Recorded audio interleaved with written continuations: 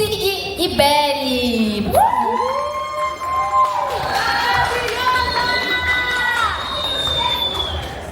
Tem que aplaudir você também, né, gata? Você arrasou! O palco é de vocês! Liguei. Nossa, falei meio alto. E aí, Sig, tá bom? Bom também não é demais, né? Você veio até doente pra cá. Boa noite, rapaziada. Tudo bem com você? Gente, o Sig veio doente, então, gente, vamos dar uma moral no Sig. E, cara, hoje, a gente tava conversando algumas coisas aqui, que tem essa coleção de retro games que tá aqui, inclusive este homem aqui, ó, que arranjou pra gente. E hoje foi uma das mais visitadas. E pra quem não tava ontem, o Sig é um dos maiores criadores de conteúdo e vendedor de retro games. Como a gente tem público vindo e indo, Sig, explica pra galera o que você faz, porque assim, falar que você é vendedor é muito simples, porque você não é só... Você vende, você faz live, você faz conteúdo. O que é o Sig hoje? Então, eu tenho uma loja, uma empresa de colecionável, focada mais nos videogames retrôs. Eu faço além disso, mas eu convido vocês para estarem conhecendo um pouco da Sig Shop. Vocês podem pesquisar em qualquer rede social aí. Sig Shop, bem simples, bem fácil. Eu convido vocês a conhecerem e estar participando do processo que a gente anda fazendo nesses últimos 3 meses, que a gente conquistou 200.000 pessoas. A gente pode estar conquistando vocês aqui também. É uma coisa aí que a gente vai estar trocando ideia aqui, pode ser interessante, então estou convidando vocês aí a pegar o telefone da Ciberagência, que vocês vão ver que a gente está contando a história ali, progredindo de forma bem interessante. O Sig, ele tem um canal, depois de muito custo, né, ele fez esse canal. E é muito doido porque a galera que deve estar olhando fala assim, pô, mas ele vende o quê? Irmão, ele já vendeu uma coleção de 150 mil reais, vocês têm ideia disso? É isso que o Sig mostra. Tudo bem que assim, metade da minha coleção eu já comprei com ele, tá? Então ele vende também coisas mais simples, digamos assim. Mas ele lida muito com o sonho da raridade das pessoas. E como que é pra você, assim, precificar isso? Porque hoje a galera tava muito entretida aqui com a Atari. Tem gente que nem sabe o que é Atari, tem gente que só ouviu falar. Mas como que pra você chega e fala assim, pô, eu vou precificar que o Atari é tanto e o PlayStation 5, por exemplo, é menos? Como que é esse processo do colecionismo, do retrô? Porque não tem uma base que você possa seguir. Sim. Então, a gente acaba meio que precificando pela escassez. Então, se a gente vê, por exemplo, um Atari, muita gente não conhece, muita gente não conhece, acha que parou, Super Nintendo, acha que são valores horrores, assim, e tudo mais. Não, são valores que você vai encontrar 300, 400, 500, facilmente. Os valores, vamos dizer assim, que a gente meio que já coloca ele como investimento mesmo, algo que você vai pagar 100 mil no videogame, 50 mil, coisa que vocês podem ver em vídeo, eu faço essa negociação ali no momento, tudo certinho, aí sim já gera escassez, já tem uma liberação, já tem um conceito, porque é desses itens que eu acabo mais trabalhando, o padrão também. Mas o padrão acaba mais não tendo, porque ninguém deixa ficar do que tem. O Play 5 quase não para na tua mão, por exemplo. O PlayStation 5 não. Na verdade, o PlayStation 5 até evita trabalhar. Por quê? Porque o PlayStation 5 padrão, como eu estou no interior, no Rio de Janeiro, eu não consigo bater de frente com a Santa Efigênia, eu nem quero. Na verdade, eu gosto de me colocar um pouco mais distante até nesse acesso de raridades. Na última live, por exemplo, eu vejo o PlayStation 5 a 32 mil views. O quê? 32 mil views. Gente, o Sig ele tem uns números que, eu juro por Deus, metade do mundo vai falar assim, o Sig ele inventa. Não inventa. É doideira. A gente falou ontem o mais caro que você já vendeu, né? Que foi... Bom, até a gente estava falando com o Dreamcast 3 semanas atrás, 110 mil. A pessoa fez um Pix de 110 mil. Na hora. 6 vezes não parcelou, mandou um Pix. Se quiser, eu te mostro aqui. Eu tô até medo de... Gente, assim, quando eu conheci o Sig, meu marido gostava muito de comprar pra ele. Eu falei assim, você olha ele assim, né, todo descolado, fala, esse cara vai dar um golpe, certeza. Onde eu sei que um jogo raro, ele vende por 50, 60 reais, e chegou ainda com adesivo e chaveiro na minha casa, tá? Porque o que conta é o adesivo e chaveiro, eu vou deixar pra lá. Só que ele começou a conquistar um público diferente. A gente estava até conversando hoje que o colecionismo também ele deixou de ficar com a galera mais velha. Hoje a galera mais nova, a gente estava até conversando com o Tamás, gosta e quer colecionar pelo simples fato de ter uma série de coisas em casa. Pra você você, Sig, lidar com isso diariamente, você tem que fazer uma pesquisa de campo, ou seja, a gente sabe que um dos maiores cortes do Sig de conteúdo hoje é esse trato feito real, né, que ele tem. Ele gosta desse embate de negociar, quer ficar comprando minha coleção toda hora em casa, entendeu? Mas como que você se programa e se modifica dia a dia? Porque eu imagino que a cada momento esse lance do retro game, ele muda. Ontem era um jogo de PlayStation 3 que era barato, agora o jogo de PlayStation 3 está mais caro, o de Sig fica mais barato. Como que você trabalha isso também para poder acompanhar esse mercado? Tendo tudo. Tendo tudo? Tudo que você imaginar, você sabe que eu tenho. Então, se uma coisa entra em baixa, eu vendo o que está em alta. Porque não é porque está em baixa que vai se permanecer em baixa. É como se a gente... Eu estudo dólar tem essa velocidade diariamente. Então, a paciência também, ela ajuda bastante. O vendedor que vende o que eu vendo, se ele tiver pressa, ele mais vai perder dinheiro que ganhar dinheiro. E como que você lida com essa situação de que, pô, tu também paga a conta? Você tem funcionário, você tem uma equipe, e obviamente que quando chega um jogo muito raro, ou um videogame muito raro, você tem que entender como que você vai fazer o dinheiro para pagar as contas do mês, para poder sustentar a sua empresa que vem crescendo, e como que você consegue fazer então essa organização, essa elaboração de, pô, preciso fazer isso aqui, esse aqui eu seguro, porque nem sempre tudo que é raro vende, né? Sim, até um pouco, vamos dizer, hoje você é transparente, eu consigo com mais facilidade vender esses raros, porque tem público, muito, só que o acesso não chegou até a gente. Tipo, esse PlayStation 5 que eu tô falando de 32 mil, ele não foi lançado no Brasil. E a caixa é um trambolho desse tamanho. É aquele edição de aniversário? 30 anos de aniversário. Opa, esse PlayStation é pesado, só 12.300 unidades no mundo. Se você ver o Xbox que eu vendi, como se a gente está nesse evento aqui, ele rolou, se eu não me engano, foi nos Estados Unidos, de 2 unidades somente. Estava rolando um campeonato entre países, 5 ou 6 países. Cada país tinha um controle diferente. Tinha um controle do Brasil, do México, russo, americano, ucraniano e mais algum país assim. Rolou esse campeonato e só quem ganhava esse Xbox era o ganhador do campeonato, que se eu não me engano foi o russo, e ganhava o melhor vendedor da Microsoft naquele ano. Meu Deus! E quem ganhou foi uma menina de Natal, eu esqueci o nome dela agora, e esse Xbox caiu na minha mão de somente 2 unidades. Isso foi em 2024. Foi na minha maior venda até esse último que eu fiz agora, em um só item, mas no mesmo dia eu vendi esse Xbox 50 mil e 4 PS2 a 110 mil. Então eu consigo com mais facilidade vender esses itens, até por isso que eu caço mais desses, do que eu pegar os padrões assim, e esses me geram até mais dificuldade, porque é tanta gente querendo que eu jamais vou conseguir 100 PS, por exemplo, imagina 100 PS1, 100 pessoas querendo um PS1, eu não consigo atender nunca. Você não encontra um PS1 dessa forma, você vai encontrando um ou outro, então eu acabo dizendo mais não. Então hoje eu estou meio que diversificando a minha empresa como um setor um pouco mais nesse sentido, porque eu acabo até evitando de ficar falando que eu não tenho, até por isso que eu faço bastante conteúdo, para atrair a galera para a história e botar lá dentro, que às vezes ela pode não comprar, mas ela pode participar, que eu acho que é o que a gente está fazendo bem demais, tá ligado? Não, sim, e você se tornou um diferencial no sentido que eu, por exemplo, faço muito conteúdo de retro game, porque eu tenho uma coleção, então eu gosto muito de gravar os vídeos que eu compro, os jogos que eu compro, os consoles e tal, mas você se tornou um conteúdo de... Você, tipo assim, eu acompanho muito Trato Feito, né, dos Estados Unidos. Pra mim, hoje você faz uma versão de Trato Feito dos games e é muito louco, porque o Sig, qualquer coisa que você vai falar com ele, ele fala assim, não, fala teu preço. Aí eu fico, mano, como que eu...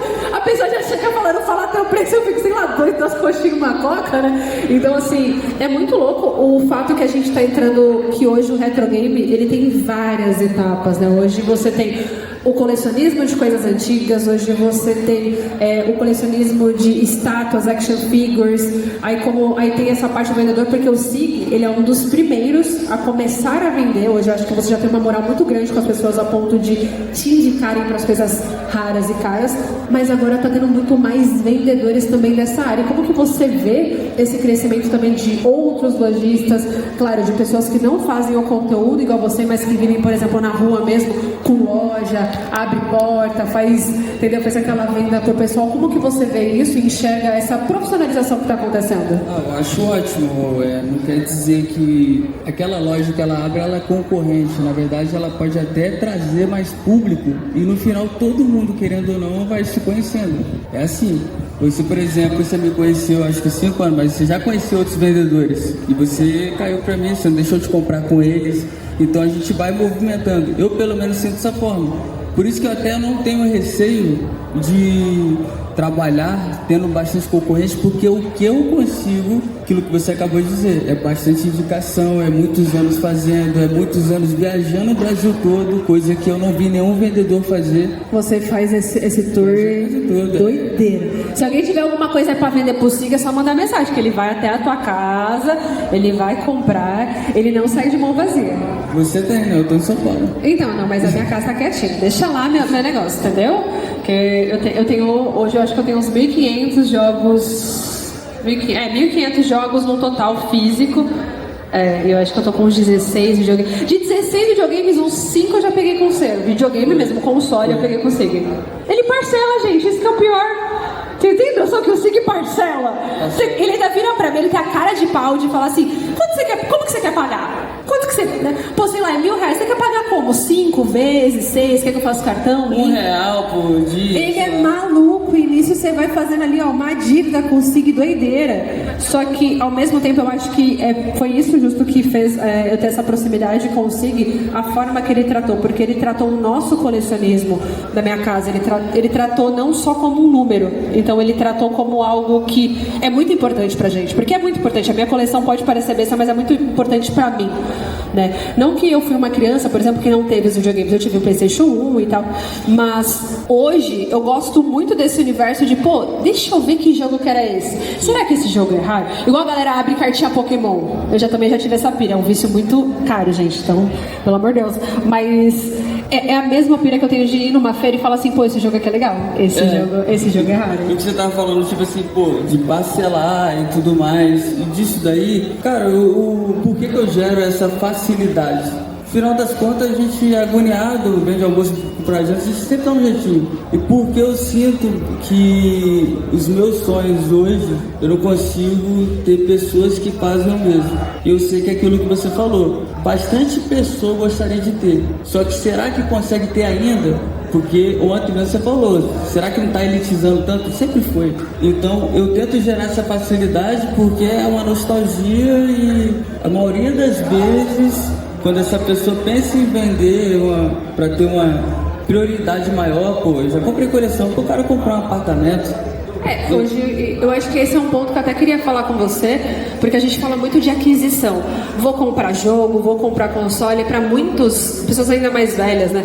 Pô, mas comprar videogame está gastando um dinheiro. O Sig hoje pode falar até melhor do que eu sobre isso. Como que o retro game se tornou um investimento, Sig? Não digo só por você, porque você é o cara que compra, mas tem muito mais pessoas que também compram e vendem. Mas como que hoje o retro game, os videogames, eles viraram um investimento? Então, o fato que é nostalgia. Nostalgia, qualquer nostalgia que você mexer hoje vai ser um grande investimento no futuro. Isso eu falo no geral mesmo. Acho que as pessoas compram nostalgia e vão comprar cada vez mais. Os anos se passam, eu até retorno a dizer do Pokémon que você estava dizendo, os cards, ele vai ser um dos investimentos mais valorizados daqui 20, 30 anos, porque a criançada de hoje vai ter a mesma, uma galera que não pode ter hoje, vai ter o mesmo sentimento que a gente não tem com videogame. A gente teve com videogame, por exemplo. Então, como isso virou nostalgia, não tem outra pergunta. Então, você, por exemplo, você pode ver uma Atari ali, eu nunca tive, ela paga tanto. Isso já gerou uma demanda. E vai meio que você vai entendendo, porque, como você falou, não tem parâmetro para preço de coisas. Até porque o item, ele não vale somente porque ele é o item. Tem um conceito da caixa, tem Nossa, tem a label, né? Tem estética, se, pô, tá bonito, se tem arranhado, você sabe como que é. Cara, o colecionismo eu acho que é uma coisa muito louca, porque antes eu comprava as coisas, eu colecionava muito Funko Pop. Nossa, mas colecionei muito essa bomba. Ainda tenho alguns em casa, mas eu, não jogava caixa e tal. E com o jogo é a mesma coisa. Hoje, meus jogos, eles estão no acetato, estão todo organizado, não sei o que, os videogames estão no acrílico. Meu marido mexe com luva pra tirar do acrílico, porque fica a marca de dedo no acrílico, ele fica desesperado com a marca de dedo. É um bagulho muito louco, assim. Mas uma coisa que eu até queria te perguntar também. A gente vê uma evolução dos jogos. Então começamos com Atari, foi pra Play, Xbox. Como que você, na sua visão, tanto de vendedor como de pessoa inserida no retro game, vê a evolução dos jogos, vê, por exemplo, os jogos se tornando cada vez mais obsoletos no sentido de mídia física, tem jogo que já nem sai mais mídia física só digital, cada vez mais, agora Switch 2, as pessoas estão PlayStation 5 Pro. Como que você, na sua área, vê essa situação de modernização que vai sendo constante acontecendo? Então, eu acho que o nosso mercado de game, infelizmente, ele se comunica com a faixa etária distante, por exemplo, com Pokémon, de estar sempre se inovando e ter uma criançada. A criançada de hoje, ela só joga. O pai nem está comprando mídia física para ele, porque ele tem a facilidade. O filho quer jogar algo, ele só clica dois botãozinhos, vai na PSN e compra, por exemplo. Então eu acho que se a gente não se conectar, não criar talvez esses conteúdos que a gente vem criando, não cada vez a gente trazer, até conscientizar o pai que aquilo existe, porque vários pais que hoje eu atendo, ele pergunta que ele viu um vídeo, ele começou a ver, assim, cara, eu sabia que podia comprar para casa do meu filho, e na live ele aparece, aparece até o investimento antes de ter, mas assim, segura pra mim quando tiver, eu odeio isso aí, até nem gosto. Eu já fiz muito isso. Então eu acho que se essa conexão a gente realmente está perdendo, só que lá no futuro, se isso digitalizar mesmo de uma forma, aí eu acho que fica uma demanda muito alta mesmo, mas é tipo 10 vezes menos do pessoal que a gente tem, que já é muito pequeno. É bem restrito, acredito que poucas pessoas podem conhecer como é o mercado colecionável de games e o valor agregado que isso tem. E eu vou ser transparente, é o nicho mais barato do colecionista das coisas. Barato? A gente não tá falando do mesmo mundo, assim. Como que é mais barato? Você bota uma moeda, você bota o expo, você bota as estátuas por mas aí, se você for ver, a gente tem uma linha assim, ó, gigantesca, porque na parte do colecionismo também tem umas coisas que o bagulho assim, vai achar um Lost Ring aqui no Brasil pra você ver. Então, o bagulho é caro de exatamente, só que a gente tem valores agregados em poucos itens. Justo, não são vários itens. Não são vários itens, então aí a gente tem mais itens com valores, a costura tem esse valor de entrada. Então por isso que eu digo, todo mundo consegue sim ter um PS1, ter um Super Nintendo, ter um PS2, PS3, PS4. Eu vou tudo isso também, eu vou me tratar, né? Dá pra ter tudo. Ele tá falando, eu só tô aqui, ó, Bingo, PlayStation 1, Nintendo 2, Atari. Não dá pra ter tudo? Tipo assim, você não gastou tanto quanto a galera pode imaginar. Perante a outros, se você investiu de edições limitadas PS4, de PlayStation 4 investir, principalmente com você, né? Inacreditável. E é recente o PS4. Não, mas assim, a gente começou, por exemplo, eu pelo menos comecei a ir pro PlayStation 4 e 3 justamente por conta do quê? Do rolê de, cara, eu acho ele muito mais legal de jogar um PlayStation 5. Os jogos, os gráficos, eu acho, tem uma coisa, por exemplo, que eu acho que no colecionismo é unânime, colecionar Nintendo é tiro no pé, porque os jogos são muito caros, o Nintendo é muito caro, é um mundo muito alto, você tem que ter realmente uma moeda muito forte. Sim. Mas o que eu ia te perguntar também é o seguinte, tem uma diferença entre a pessoa que gosta de retro games, mas não quer colecionar, quer apenas jogar com o colecionador? O colecionador ele vai para uma vertente muito mais direcionada, e a pessoa que só gosta de retro games, ela te procura, sim, você não tem um negócio ali só pra eu jogar, Tem essa diferença, tá bem? Tem muito. Isso é uma das coisas que a gente faz logo no início, para entender qual perfil que a gente está atendendo, para a gente não errar. Porque tem mais gente querendo jogar do que colecionar. no sentido de itens de altos valores. Porque o colecionar, você pode ter uma coleção que não precisa ter caixa nem nada. Não precisa ter livros de Super Nintendo que são caros, mas as luzes e suas ficções são baratas. Você pode ter coisa paralela a essa coleção. Quem coloca, vamos dizer, uma conclusão se a coleção ou não, acaba sendo você mesmo. Isso eu como vendedor. Aquilo te traz uma nostalgia, te traz uma vontade de você jogar e tudo mais, que já é a sua coleção. O que a gente pode tipo assim, considerar hoje como colecionismo? A partir do que você fala que a pessoa deixou de ser uma pessoa que é amante de retro games e se tornou um colecionador? Mais de um item, itens mais raros? Então, isso que é a questão. Eu me coloco como colecionador, mas eu tenho 8 itens. Ah, mas fala os itens que você tem, né, Sig? Mas aí, pô, mas os 8 itens do Sig é um negócio que não tem no mundo, cara. Exato, mas tipo assim, falando em quantidade de item, quem pode colocar isso? Acaba sendo você mesmo, porque eu, como vendedor, o argumento que vocês vão dizer é que eu vou desvalorizar. Mas eu compro, sou dos caras que mais compro e negocio coleções, porque se eu não consigo chegar num valor que deixa bem transparente para nós dois, eu tenho outra oportunidade de trabalhar consignado. Então eu tenho essas duas hipóteses.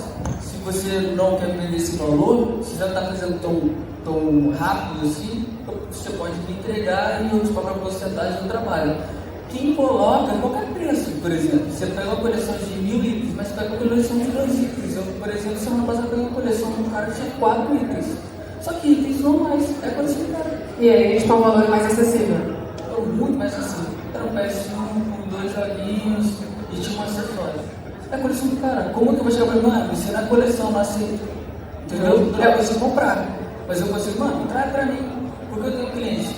Eu tenho um cliente que ele não pode pegar esses itens mais de alto valor, mas ele pode, por exemplo, pegar esse preço que é o que ele quer. Ele começa assim. Eu acho que tem pessoas que até não se aventuram no meio desse por não saber a diferença entre ser um colecionador e ter aquele estereótipo de eu preciso ter muitos consoles, eu preciso ter muitos jogos, eu preciso ter muitas coisas. Mas também, gente, falar um negócio pra você, tá? Um colecionador, ele vira um acumulador. Exato. Porque é doideira, tá? Exato. É um bagulho muito louco de você desapegar. Exato, então, olha, isso daí é um cuidado que eu tenho, porque como eu já comprei diversas coleções, 90% das coleções, 90 não, vai botar uns 80, eu comprei porque pessoas viraram acumuladores, não porque elas deixaram de gostar. Ela olhava as coisas assim e não fazia sentido, porque ela via tudo como oportunidade, não é assim? Não é. Você é mais fácil você olhar, mano. Eu comprei coleção de 1.000 milhão, que o cara olhou pra mim e ele só tinha equilibrado. Ele pegou itens bem nada a ver com o que ele tinha, e ele olhou porque ele falou assim, mano, compra isso daqui, e ele começou a comprar. Os próprios itens que ele tinha no coleção, ele só queria renovar, tipo, o sentimento. Olha só. Eu acho que eu tô quase fazendo isso, eu tô vendo aqui. É loucura, o cara ele vendeu na semana, outra semana, ele vai comprar de novo. Qual foi a coleção mais... um dos primeiros vídeos que eu acho que estourou do Sig foi o que ele colocou não sei quantos mil itens no carro. Que ele montou o carro dele, a parte de trás, o porta-mala, e mal ele conseguia dirigir. Qual foi o maior número em coleção que você já comprou? Dizem. Foi lá perto, depois de Foz do Iguaçu, um pouco, depois de Foz do Iguaçu, é porque eu já fui em Campo Grande, é porque eu não sei o nome de lá, Você já viajou muita coisa? Mas foi do... eu não vou saber o nome dele agora, esqueci, mas foi mais de 3 mil itens. 3 mil itens? E tipo assim, era muito jogo, eu cheguei lá, eu olhei pro quarto dele, eu olhei pro meu carro, eu olhei pro meu carro. A conta não bateu, né? Você não vai caber. Não vai caber, mas graças ao meu carro um pouco grande que eu comprei numa coleção também, pra você ter ideia. Calma aí, você comprou um carro numa coleção? Comprei o carro. Aparece esse tipo de oportunidade, então eu compro também. Entendeu? Aparece os caras meio que vendem tudo. Vende, tipo assim, tem um cara ali, tipo assim, mano, ele vende tudo, ele só quer mudar de vida. Meu Deus, e você comprou carro? Comprei, tipo assim, mas aí você comprou parcelado, comprei isso. Então, bataco, mas tem a confiança que você falou. É o que me gerou tudo isso. Então foi o que mais gerou, na verdade. Essas pessoas acreditarem tanto na Sig Shop, participarem do processo e retornarem a colecionar. Porque a maioria dos que me venderam, por exemplo, o DJ daqui, ele, por exemplo, me vendeu a coleção dele picado. Se eu contabilizar, era mais de 500 mil. Foi uma das A tua coleção valeu mais de 1 milhão? Se ele botar, por exemplo, Aí, MD, já vou guardar pra vocês. se ele botar as estátuas, que eu tô conhecendo a coleção dele de estátua, por isso que eu não conhecia tanto. Tem estátua dele que é 100 mil anos. Eu tenho. Meu marido inventou uma dessa. Muita gente, pô. Não, ele já vai encerrar, mas meu marido me inventou. Ai, Jesus. Foi uma coleção. Eu tenho um Brad Pitt tamanho real na minha casa. Eu tenho um Brad Pitt tamanho real. Qual que é o nome do filme lá? Que ele faz o gladiador? O Aquiles? É de Troia. Eu tenho ele, o Maga, que fez o Sylvester Stallone, fez esse. Só foi acho que 15 dias que meu marido fez eu negociar e comprar. Eu tenho um Aquiles em tamanho real, o busto do Brad Pitt em casa. Fala o preço agora. Eu não sei mensurar o valor hoje. Mas na época, hoje eu não sei, porque eu não sei nem como que eu venderei isso, porque o bagulho é pesado pra um caramba. A gente colocou numa redoma de vidro, eu tenho foto, gente. É literalmente o busto, em tamanho real, ele fez 1 para 1, porque é o cara que fez o Sylvester Stallone, que também é muito conhecido, né? Que ele entregou a estátua, o Edinho Maga, acho. Manga, uma coisa assim. E aí meu marido, eu quero o Brad Pitt. Falei, pra que, amor? Você não tem a Angelina Jolie? Pra que você quer o Brad Pitt? Não, Brad Pitt, Aquiles, eu gosto de Troia e tal. Na época eu paguei R$3.500. Eu lembro que eu paguei R$3.500. Hoje eu não tenho a mínima ideia de quanto esse vale. Eu parei depois que meu marido comprou uma. Ele comprou a espada do Thundercat em tamanho real e o machado do Kratos. O espaço que você precisa para isso é isso. O bagulho o machado do Kratos é enorme em tamanho real. Eu te pergunto, como que alguém sabe o tamanho real do machado do Kratos? Vamos estar conversando primeiro com isso. Segundo, a espada do Thundercats, eu tenho. Aí eu falei pra ele, para por aí. Aí ele comprou três Thundercats e parou por aí, porque não... Mentira, eu tenho o Zangief, que troca a cabeça, o Scorpion e o moço do World of Warcraft. 4 Zapdos, um negocinho que até... Aí eu falei, para, porque isso é um hobby cara. Eu fui coleção dele. Volta pro PlayStation 3, falei pra ele, volta, melhor, vamos voltar pro PlayStation 3. Eu falei com ele, eu não sei se eu tenho cliente, mas me dá umas pedras consignadas, deixa eu tentar. Eu já comecei com o negociador. Não, vamos com esse Brad Pitt. Começar a tentar essa parada.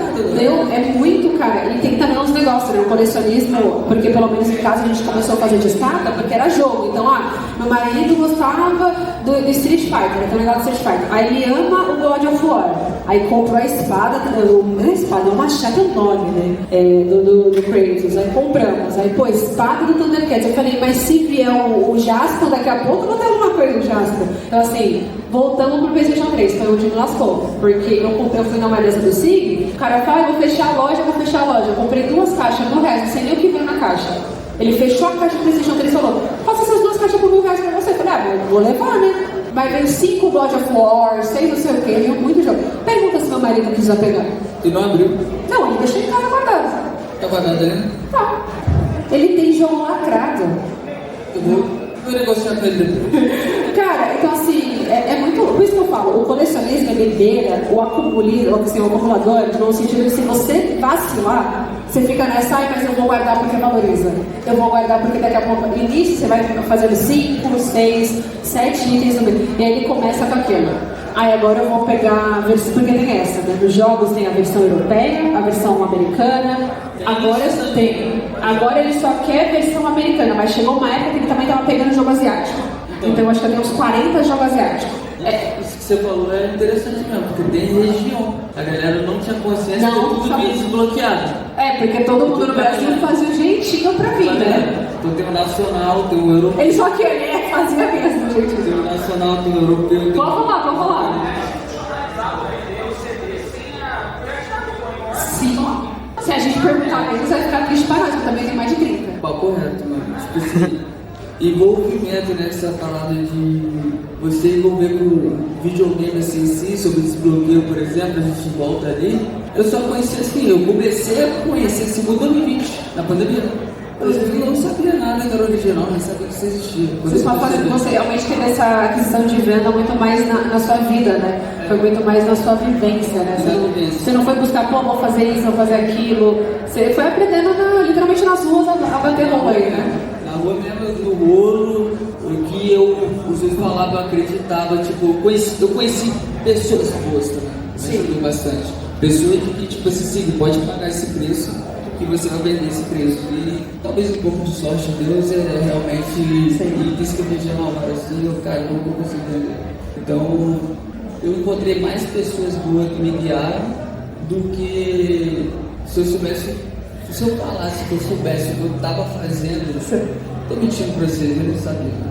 Porque eu não conhecia nada, eu conhecia, não jogava, já falei, eu não jogava. O meu jogo foi PS1, PS2, Super Nintendo e PC minha vida toda aqui até hoje.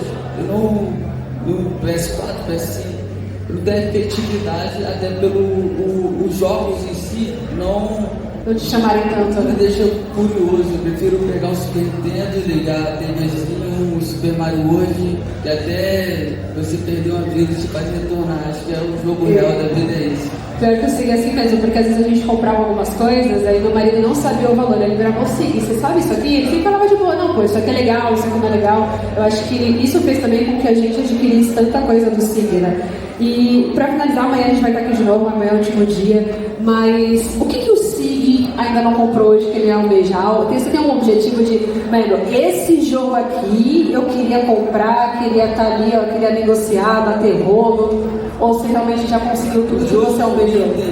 Deixa eu pensar no item. Cara, eu vou ser bem transparente assim, eu acho que não tem uma negociação que eu não peguei, assim. Tudo que você pensou, você já conseguiu. E eu acho que isso atrai até aquilo que eu nem pensava que existia.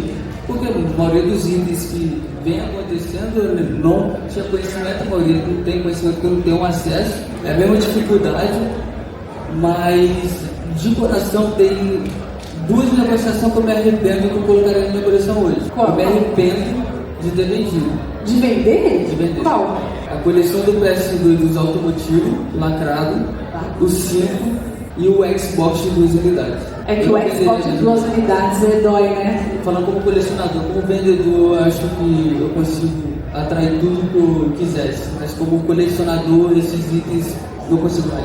Talvez um pouco da frustração me deixou, tipo assim, talvez me levar ali que eu precisava da negociação. Se eu não precisasse, não tinha vendido. Porque esses itens, hoje, o preço que eu vendi foi muito bom, mas hoje, 3 anos depois, 2 anos depois, não é muito mais.